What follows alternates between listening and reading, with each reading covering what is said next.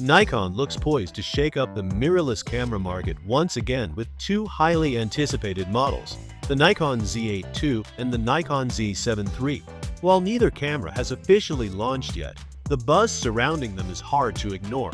Early leaks and insider reports suggest that both will expand on the strengths of their predecessors while addressing some long-standing issues.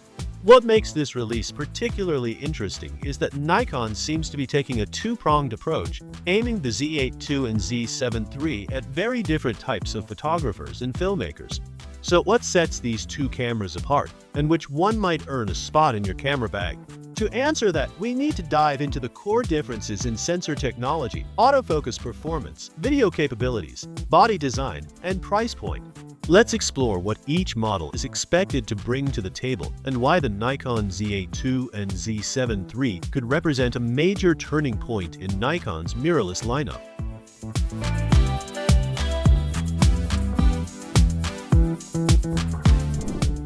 At the heart of any camera is the sensor, and Nikon has clearly designed the Z8 II and Z7 III with very different creative needs in mind.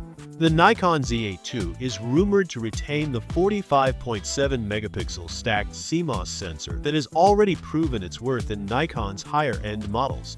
A stacked sensor offers extremely fast readout speeds, which significantly reduces rolling shutter artifacts and enables rapid burst shooting.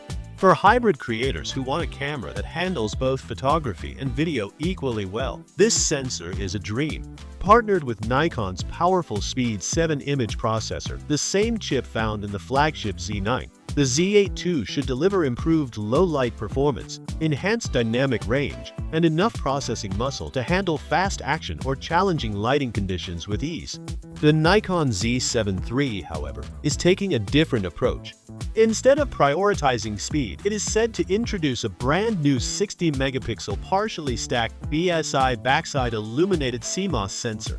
This is a first for the Z7 series and signals Nikon's commitment to high-resolution photography. While this sensor may not match the Z8 II in raw speed, it's expected to deliver unprecedented levels of detail, perfect for landscape photographers, studio shooters, and anyone who prioritizes pixel-perfect sharpness. The partially stacked design should also help minimize rolling shutter compared to the older Z72i, while Nikon is promising an impressive 14 stops of dynamic range. This means photographers will be able to recover highlights and shadows with minimal noise, giving them more flexibility in post-production. In short, the Z8 II leans towards speed and versatility, while the Z7 III is aimed squarely at those who demand maximum detail in their images. Autofocus has become one of the biggest battlegrounds in the mirrorless camera market, with Sony and Canon often setting the standard. Nikon is clearly aiming to catch up, or even surpass, the competition with the autofocus systems in the Z8 II and Z7 III. The Nikon Z8 II is rumored to inherit the Z9's advanced AI-driven autofocus system, complete with 493 phase detection points and an upgraded 3D tracking mode. This should result in smarter subject recognition and improved tracking, even in difficult shooting conditions. Nikon is also expected to debut a focus breathing compensation feature for the Z8 II, a first for its mirrorless lineup. This will be especially appealing to video shooters, as it reduces the distracting changes in angle of view that occur when adjusting focus during a shot. On top of that, the Z8 II's autofocus is rumored to perform exceptionally well in very low light, down to -8.5 EV. For photographers who frequently work in dimly lit environments, such as concert venues or nighttime landscapes, this could be a game-changer. The Z7 III will also feature a 493-point hybrid autofocus system, but with a unique advantage of its own. Borrowing from the Z9, it's expected to include a feature called Focus Point VR, which stabilizes autofocus performance when using long telephoto lenses. This should help reduce camera shake when shooting handheld with heavy glass. While the Z7 III might not match the Z8 II in terms of tracking speed, its subject recognition capabilities are expected to be equally advanced. Portrait and wildlife photographers in particular should appreciate its accuracy, as fewer shots will be lost to missed focus. The Nikon Z8 II is shaping up to be Nikon's most capable video-focused camera yet. Rumored features include 8K recording at up to 60 frames per second, support for 12-bit NRAW, and ProRes RAW HQ, features usually reserved for high-end cinema cameras like the Red Komodo.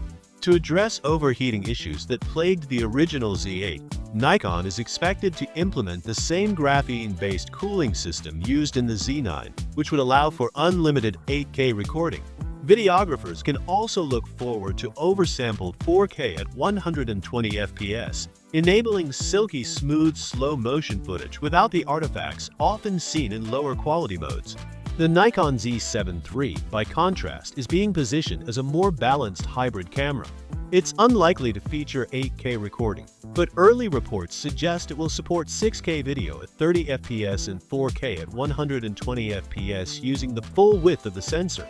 It will also include internal 12-bit RAW video recording, which is still an impressive capability. By skipping 8K, the Z7 III avoids the heat management issues associated with higher resolutions, making it a more reliable option for users who shoot shorter or less demanding video projects. Combined with better battery life and its portable design, the Z7 III looks to be an excellent choice for photographers who dabble in video but don't require the full cinematic arsenal of the Z8 II. Design leaks suggest that Nikon has carefully tailored each camera's body to reflect its intended purpose. The Nikon Z8 II will reportedly resemble a slightly smaller version of the original Z8, with a deeper grip and carbon fiber construction to keep weight down.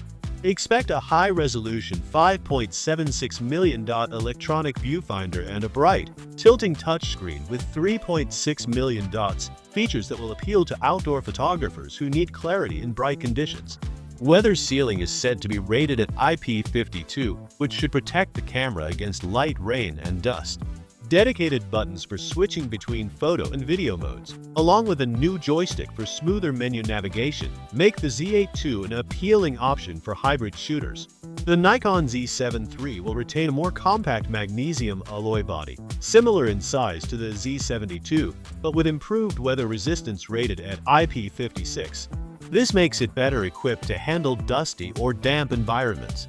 Its 3.2-inch tilting screen is slightly smaller than the Z8 II's but offers excellent flexibility thanks to a 4-axis design. Like the Z8 II, it includes a 5.76 million EVF for crisp and accurate previews. The Z7 III's smaller, lighter body is ideal for travel and outdoor adventures, appealing to photographers who need portability without sacrificing professional-grade performance. Both cameras will feature dual card slots, though the Z8 II's CF Express compatibility provides better future-proofing for high-resolution video workflows. Pricing is always a crucial factor, and Nikon seems to be positioning the Z8 II and Z7 III strategically. Early reports suggest the Nikon Z8 II will launch at around $4,500, making it a more affordable alternative to the $5,200 Nikon Z9 while still offering many of the same capabilities. The Nikon Z7 III, meanwhile, is expected to start at $3,499, putting it in direct competition with high-resolution models from Canon and Sony. Ultimately, the choice between the Nikon Z8 II and Z7 III comes down to your priorities as a creator. If you need a true hybrid powerhouse, one that offers cinematic 8K video, professional-grade autofocus, and rapid burst shooting for sports, wildlife, or filmmaking, the Nikon Z8 II looks like the clear winner. On the other hand, if your work revolves around ultra-high-resolution stills, whether that's landscapes, portraits, or studio work, the Nikon Z7 III is likely the better fit. Its lighter, more compact body also makes it the more practical option for travel photographers who value portability. Neither camera is inherently better than the other. Instead, each is tailored to a different type of photographer or filmmaker. By splitting its next-generation mirrorless cameras into two distinct categories, one focused on speed and versatility, the other on resolution and portability, Nikon is signaling a smart strategy. Rather than creating a single camera that tries to do everything, it's giving creators the freedom to choose the tool best suited to their needs. With launch dates likely on the horizon, the Nikon Z8 II and Z7 III are shaping up to be two of the most exciting releases of the year. Whether you lean towards cinematic video power or pixel-perfect photography, Nikon seems ready to deliver.